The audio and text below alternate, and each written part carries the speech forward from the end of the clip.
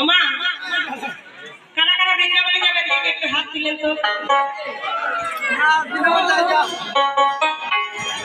এইদিকে বাবারা কিন্তু হাত তুলছেন, ওইদিকে অনেক মায়েরা দাঁড়িয়ে আছে। মায়েদের বসার জায়গা নেই, কি বলবো, বলার কিছু নেই। ওমা